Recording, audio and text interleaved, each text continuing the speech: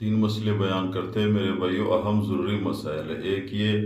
پیدائشی بچہ مردہ پیدا ہوا تو اس کو غسل، کفن، جنازہ ہے یا نہیں ہے، اور اس کو غسل کیسے دیا جاتا ہے، ایک۔ دوسرا مسئلہ یہ ہے مردہ بچہ جب پیدا ہوا اس پہ نام رکھنا ضروری ہے یا نہیں، دو۔ تیسرا مسئلہ یہ ہے زندہ بچہ پیدا ہوا 1 منٹ کے لیے یا ایک آواز دی، رویا، لوگوں والد والدہ کو پتہ چلا کہ بچہ زندہ پیدا ہوا، بعد میں مر گیا، اس کو غسل، کفن، جنازہ، نام رکھنا یہ ہے یا نہیں۔ تینوں اہم مسئلے ہیں، انسان کی زندگی کے ساتھ ایک کے ساتھ تعلق ہے، کیونکہ ہر ماں باپ جب بچے پیدا ہوتے ہیں وہ اللہ تعالیٰ انسان کو کچھ کو زندگی دیتا ہے، کچھ کو نہیں دیتا ہے۔ بعض بچے ماں کے پیٹ میں مر جاتے ہیں، بعض بچے پیدا ہوتے ہی مر جاتے ہیں، تو یہ مسائل مسلمانوں کے لیے سیکھنا ضروری ہے۔ مسائل بتانے سے پہلے آپ لوگوں سے گزارش ہے ہمارے چینل سبسکرائب کریں، سبسکرائب میں آپ لوگوں کا نقصان نہیں، ہمارے حوصلہ افزائی ہو جائے گی۔ مسئلہ یہ ہے میرے بھائیو، اگر ایک بچہ پیدائشی مردہ پیدا ہوا تو اس پہ نام رکھنا ضروری نہیں ہے، اس کو کفن دے،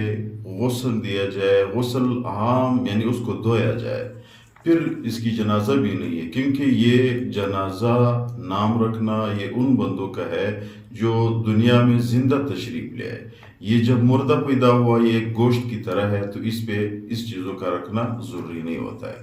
دوسرا، مردہ بچہ پیدا ہوا، اس پہ نام رکھنا ضروری ہے نہیں ہے، تو نہیں رکھنا ضروری ہے، کیونکہ وہ ایک گوشت کی طرح مانند ہے۔ بعض علماء نے لکھا ہے کہ بھئی رکھنا چاہیے اس کی عزت کے لیے، تاکہ وہ بنی آدم ہے، اس کی تکریم کے لیے اس پہ نام بھی رکھنا چاہیے، کفن دے اور اس کو غسل بھی صحیح طریقے سے دیا جائے۔ وہ تو غسل دیا جائے، کفن دے، کپڑے میں اس کو باندھ دے تو وہ کفن بن جاتا ہے، جنازہ اس کی نہیں ہوتی ہے۔ تیسرا مسئلہ زندہ بچہ پیدا ہوا، بچہ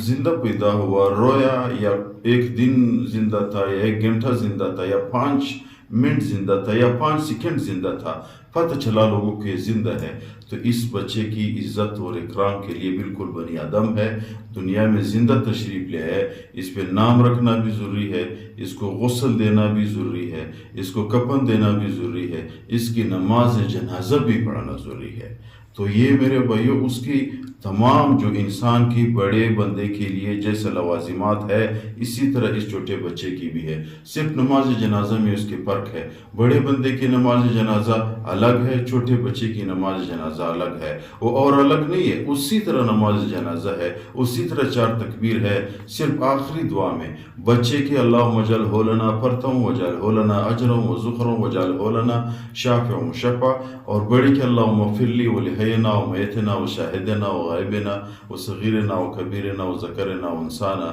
یہ دعا پڑھنی چاہیے۔ تو جس طرح بڑے کے حقوق ہے، اسی طرح بچہ پیدا ہوا، زندہ تھا، بعد میں مر گیا، اسی طرح یہ اس کی بھی مسلمانوں پہ حق ہے، اسی طرح حق ادا کرنی چاہیے۔